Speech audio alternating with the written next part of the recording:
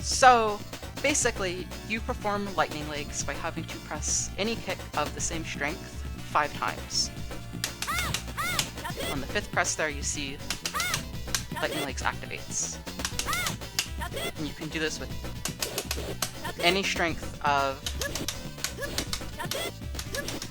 There we go, I'm just gonna mash it out, whatever. You can do it with any strength of kick.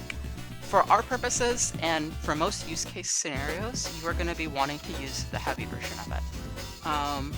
All the different versions have different frame advantage, both on hit and on block, and those frame advantages can change depending on, if the opponent is crouching, how far spaced out you are, if all the hits of it are actually connecting.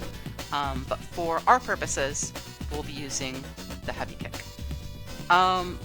The problem with lightning legs is this charge bar that you see ticking down here. It lasts about 100 frames to my knowledge. It might be slightly less, it might be slightly more, but it is roughly about 100 frames. You have to press those 5 kicks before the bar ticks down all the way. So if you see me press, the bar ticks down and it resets all of those presses that I was buffering. So the problem with this is that sometimes you might be trying to buffer lightning legs, and the bar ticks out and it resets your buffer that you're trying to do, and then you're stuck pressing a button that you didn't want to do, like far roundhouse or close roundhouse, and then someone punishes you for it, you die, you feel stupid, you don't know what happened. There are 3 situations in which this charge bar, this timer, will actually reset itself. And so the first way is when you actually press heavy kick 5 times before the bar ticks out. The lightning legs itself doesn't actually have to come out, but as long as it has been pressed 5 times before the timer ticks all the way, the bar will reset itself. Let me see if I can demonstrate. So if you saw there, she was in lag from her low forward, but the bar itself still reset because I pressed it 5 times. So that's pretty important to know, because when I'm showing some of the super setups, post-super setups here, we're going to be having to manipulate that timer using that technique to properly set ourselves up for lightning legs. So the other way is that during super flash, the bar actually resets itself as well. So you see there, it reset itself. This is good because this means that after she does her super, the timing that the bar is ticking down will always be the same. So that gives us some stability in how we're doing lightning legs. And that as long as we are doing things properly, we will always have access to lightning legs in these situations. So one of the most common ways that we see this used is after her Fierce target combo in the air after her super art.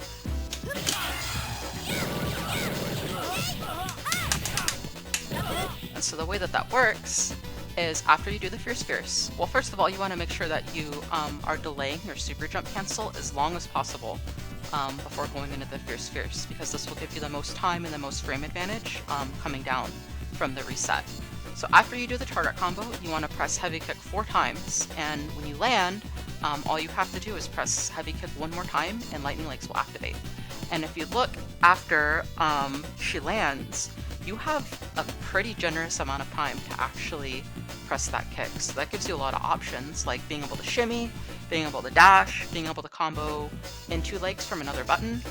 Let's see if I can show you. You have so much time to actually make that thing come out. So take advantage of that. You can be really creative with it. It does a lot of damage, it builds meter, it does a lot of chip damage. It's really, really powerful when used effectively, and that will, as long as you're doing that properly, it will work every single time. It is a very stable setup, and if it doesn't work, it's probably because you're either not delaying your super jump cancel enough, or you're not mashing out those 4 presses quickly enough, or possibly you're pressing it too many times and you're overcharging it. The other way that we see it, and this is where I was talking about how anytime you press heavy kick 5 times, it resets the bar. That's where this becomes important. If you saw there during her super, I had to press heavy kick 5 times and it reset the bar in such a way that after I did her jump light kick reset, the bar was ticking perfectly from able to buffer heavy kick 4 more times, land, and then press it again. So the timing for that is that you want to press heavy kick 5 times during the second set of kicks in her super, and you want that final press to coincide with her actual launcher. And for that mid-screen reset, you want to super jump cancel instantly into your jump light kick as soon as possible. And then after the light kick, you can start mashing out those 4 presses of heavy kick, and then you can land. And again, just like the Fierce target combo in the corner, you have a lot of time to actually press that 5th press. So you can shimmy, you can cross under, you can combo in from another button. You have so many options. You know, that's the infamous ambiguous cross under setup that she has. So the third and final situation in which the timer will reset itself to full is when Chun-Li performs a parry. So if we look here, you see that bar resets itself.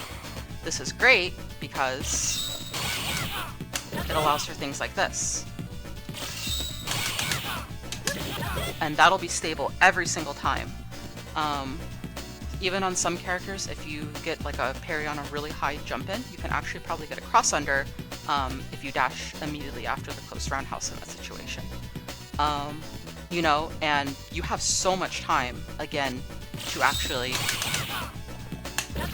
get the legs out.